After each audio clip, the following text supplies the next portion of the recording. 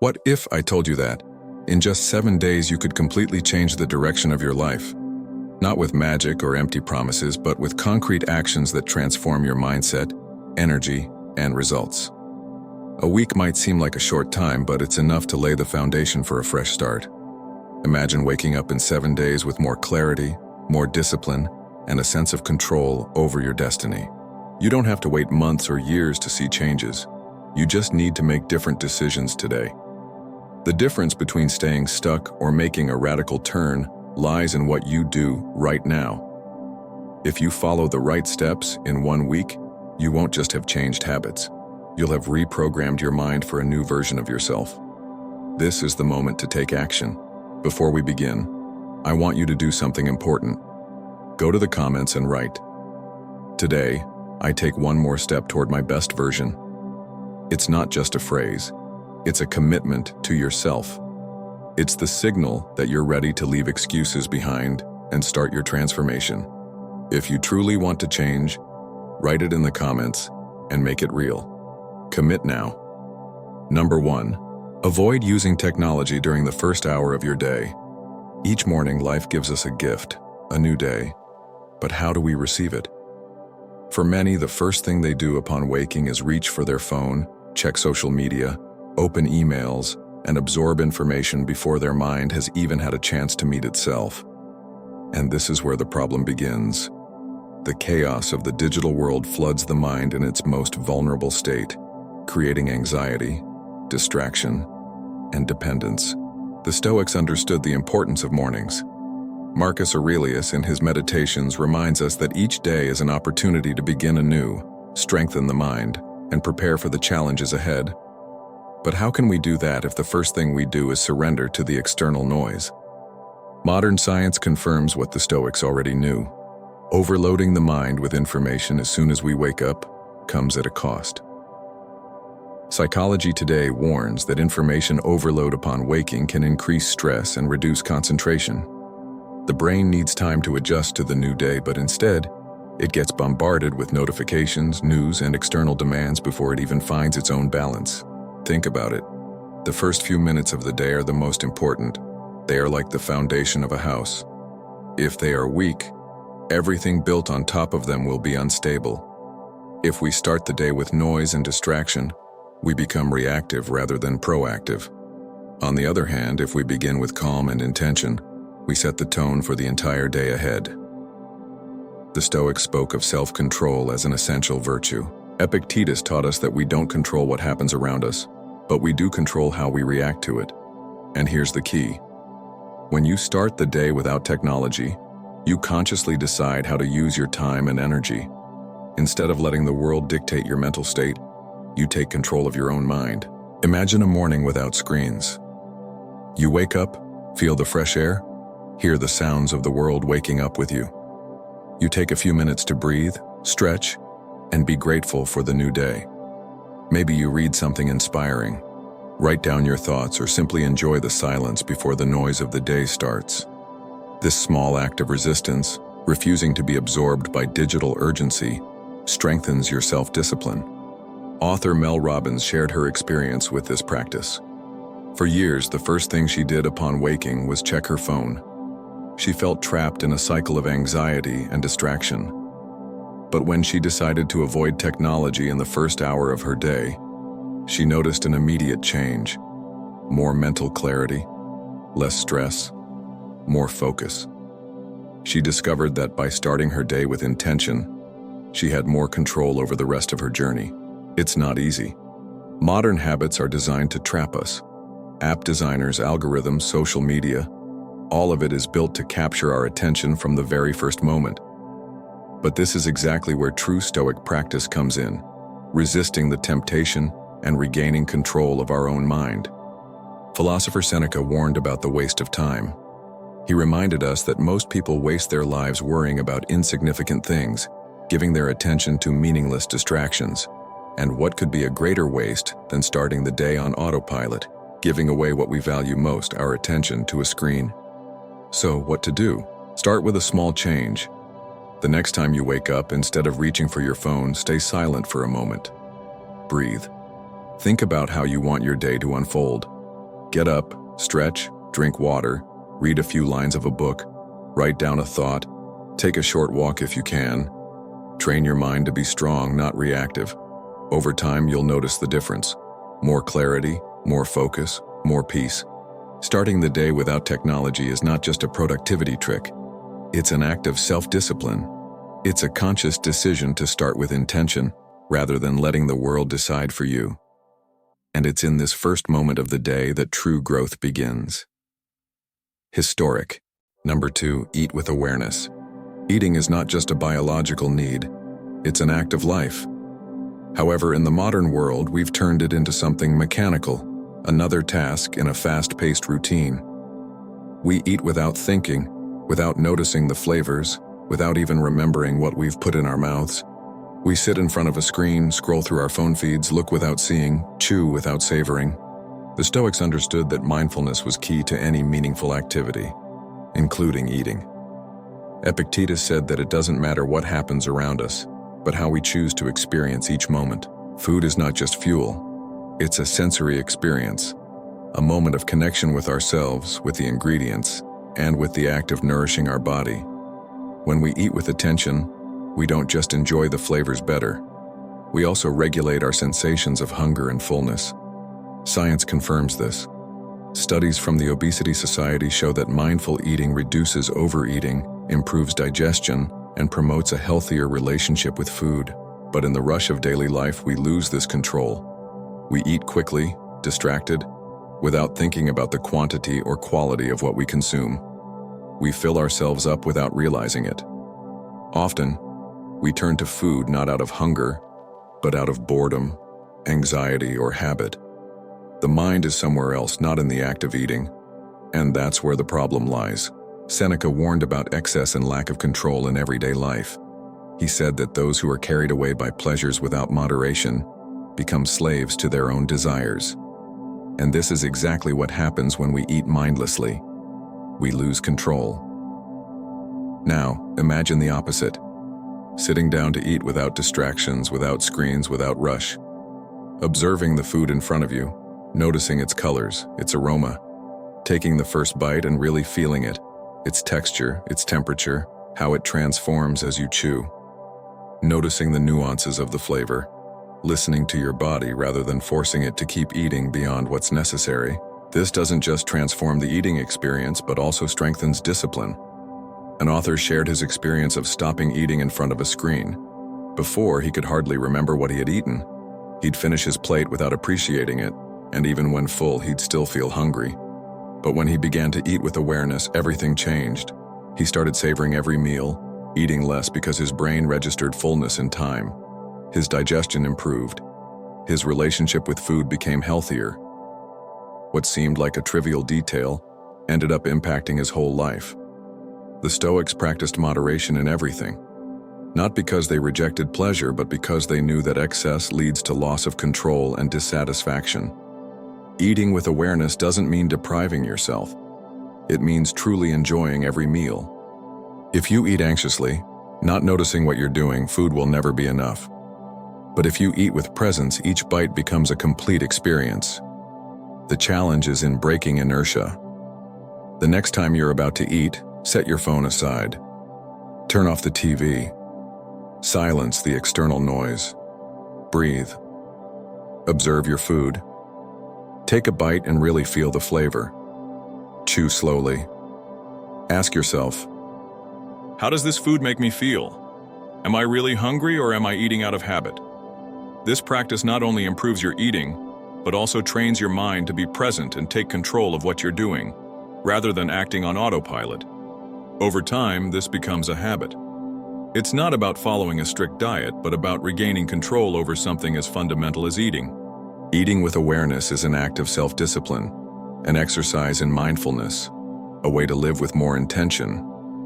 The Stoics taught us that moderation and attention to detail make all the difference in life. If we apply this philosophy to something as simple as food, we'll be one step closer to true tranquility. Number 3, create a peaceful environment at home. Your home is the one place where you have total control. Outside, there's noise, chaos, constant demands. But within your space, You decide the environment you want to build. Do you want your home to be a refuge of calm or a reflection of the external disorder? The Stoics understood that serenity is not something you find, but something you cultivate. And the first step towards that is ensuring that the environment in which you live becomes an ally to your mental peace. Seneca warned about the influence of our surroundings. He said that if you spend the day surrounded by noise, chaos, and distractions, your mind will absorb that disorder. But if your space is simple, harmonious, and free from excess, it will be easier to find clarity and balance. It's not about luxury or big transformations, but about intentional decisions. Less clutter, fewer distractions, more harmony. Science confirms this. Studies in environmental psychology show that a relaxing environment can reduce stress levels and improve emotional well-being. Soft music can calm the mind. Natural aromas like incense or essential oils can induce a sense of tranquility. A well-organized space, free from unnecessary accumulation, can reduce mental overload and improve focus. All of this directly affects how we feel and how we react to everyday challenges. A narrator shared his experience of transforming his home. Before, he lived with the TV on all day, surrounded by notifications, noise, and uncontrolled stimuli. He felt restless, mentally drained, and unable to disconnect from the outside world. But when he decided to change his space, everything began to improve. He played calming music instead of keeping the TV on in the background. He started using incense and aromas to mark the end of the day. He reduced his social media consumption at home, avoiding bringing external stress into his personal refuge. In no time, he noticed a change in his mood. He slept better, had more mental clarity, and his home became a place he genuinely wanted to be. Epictetus taught that peace doesn't depend on the external, but on the way we choose to interact with our surroundings.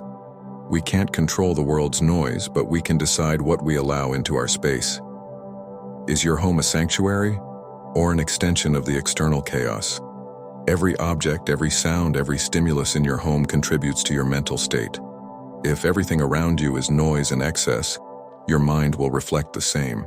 But if you choose to surround yourself with calm, order, and simplicity, you'll be training your mind for serenity.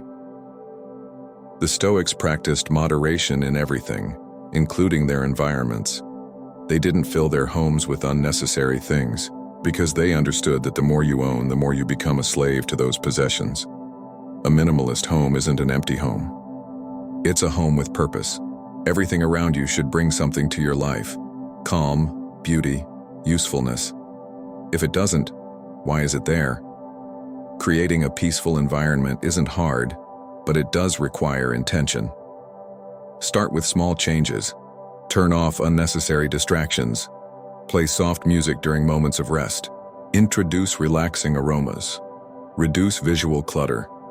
Dedicate some time each day just to be in your space, without stimuli, without screens, without urgencies. Over time, you'll notice the difference. Your home will be more than just a place where you sleep. It will become your refuge. The place where you train your mind for tranquility. The space where you cultivate the peace you need to face the world outside. Number 4, make 2 daily to-do lists. The day doesn't always go as planned. We want to get so many things done, but we end up trapped in procrastination or stressed out by not completing everything. We get frustrated, feel like we haven't made enough progress, and by the end, discouragement sets in. But the problem isn't the lack of time, it's the lack of an efficient system to manage it. The Stoics taught us that we should focus on what we can control, and one of the best ways to do that is by structuring our tasks in an intelligent way. Seneca said that we waste a large part of life worrying about what we didn't do, rather than focusing on what we can do. And this is where the idea of dividing tasks into 2 lists comes in. 1 ideal and 1 minimum. The first list is for those days when everything flows, when energy and time are on our side. The second is for when things don't go as expected, when unexpected events happen, or when motivation is low. Having both lists gives us flexibility and allows us to adapt without falling into frustration. Harvard Business Review found that a flexible approach with achievable minimum goals reduces procrastination and increases productivity. It's a simple but powerful principle. If you focus only on a long, idealized list, any obstacle will make you feel like a failure. But if you have a minimum list that guarantees progress regardless of what happens, you'll always feel like you're moving forward. And that small, constant progress is what really builds long-term success. A narrator shared how applying this method transformed his routine. Before, he would write long to-do lists, and by the end of the day, he'd feel exhausted for not completing them. He'd get stuck in a cycle of stress and guilt. But when he started writing 2 lists, everything changed. The ideal list contained everything he'd like to do on a perfect day. The minimum list only included the essentials, the things that needed to be done, no excuses. This method allowed him to move forward without feeling overwhelmed. If he only completed the minimum list, the day was still a success. If he did more, even better. What used to be a constant battle against procrastination turned into a daily sense of control and accomplishment. Epictetus reminded us that self-discipline is the key to a serene life. We can't control how many unexpected events will occur during the day, but we can ensure that no matter what happens, we're always moving forward. If we focus only on the ideal list and don't complete it, we feel like we've failed. But if we have a minimum list that we can always complete, we maintain momentum and avoid stagnation. The key is not to do everything, but to do enough to keep moving forward. Resistance to change is natural. The mind seeks excuses not to start, but it's exactly here that true Stoic practice comes in, acting with intention without waiting for the perfect motivation. Start today. Grab a piece of paper or your notebook and write 2 lists. On the first, write everything you'd like to do on an ideal day. On the second, write the minimum you need to complete so that the day isn't wasted. Then, focus on the minimum list. If you complete it, move on to the ideal. If you only manage to do the basics, you've still made progress. The Stoics didn't seek perfection, but constant progress. Life won't give you perfect days, but if you have a system that allows you to move forward even on tough days, you'll never be truly stuck. Success isn't a speed race. It's the sum of small daily victories. And the best way to ensure you keep moving forward is to give yourself the chance to keep going, no matter the circumstances. Number 5, daily exercise, training the body and the mind. Daily exercise isn't just a matter of physical health. It's a mental training that connects us with the principles of Stoicism. The Stoics understood that body and mind are a unit, and mastering one directly influences the other. Marcus Aurelius trained his body not out of vanity, but because he knew that a strong body better handles the burdens of life. Epictetus, despite being a slave with a debilitated leg, taught that we must do the best with what we have. It's not about winning medals. It's about strengthening character. Every day we face difficulties, but instead of complaining, we should see them as opportunities for training. Exercise is a tangible way to practice this. You wake up early, and even though you don't feel like it, you go for a run. It's cold. You're tired, but you keep going. Each step is a victory over laziness, over the desire for comfort. And in the end, not only have you strengthened your body, but your mind as well. You've proven to yourself that you're capable of acting despite the difficulties. Science confirms this. Regular physical exercise not only improves cardiovascular health and muscle strength, but it also reduces stress, anxiety, and depression. When we train, we release endorphins, neurotransmitters responsible for the feeling of well-being. Additionally, we strengthen discipline, an essential value for any Stoic. The American Psychological Association demonstrated that people who exercise regularly have a better mood, greater productivity, and a more optimistic view of life. It's not magic, it's action. Think of it this way. Every workout is a small battle against the desire to stay in the comfort zone. On the first day, you decide to exercise for 20 minutes. At first, it's difficult. Your body isn't used to it. Your mind looks for excuses. But you persist. A few days later, you feel stronger, not just physically, but mentally. Your energy increases. Your mood improves. Something changes in you. The discipline applied in training starts to reflect in other areas of your life. You become more patient, more focused, You stop getting stuck on obstacles and begin to face them. If you want to start, do it simply. Don't try to run a marathon right away. Walk for 10 minutes, do some push-ups, try yoga. What matters is not the quantity, but the consistency. The essential part is the movement, because movement is life. The Stoics talked about living in accordance with nature, and our nature isn't to spend the day sitting. We are beings made for action. Stoicism teaches us that we can't control what happens around us, but we can control how we react. And daily exercise is a reminder that we have power over ourselves. You may be tired, but you train anyway. You may not feel like it, but you get up anyway. This is self-control. This is what the Stoics did. Don't wait for motivation. Motivation is volatile, but discipline is constant. The key is repetition. What you practice becomes who you are. Every workout is an opportunity to strengthen not just your body, but also your mind. Just as the Stoics faced life's difficulties with fortitude, you can face your workout as preparation for any challenge. One day, without even realizing it, you'll notice the difference. You'll climb stairs without getting tired. Your posture will be firmer, your mind clearer. It won't be by miracle, but by daily effort. There will be days when you won't feel like it, days when everything seems difficult. But if you remember that every repetition, every step, every drop of sweat is part of your growth, you'll keep moving forward. And when you look back, you'll see that every day you trained was a day you chose to be stronger. If you want to surround yourself with people who seek to grow, start by being someone who grows.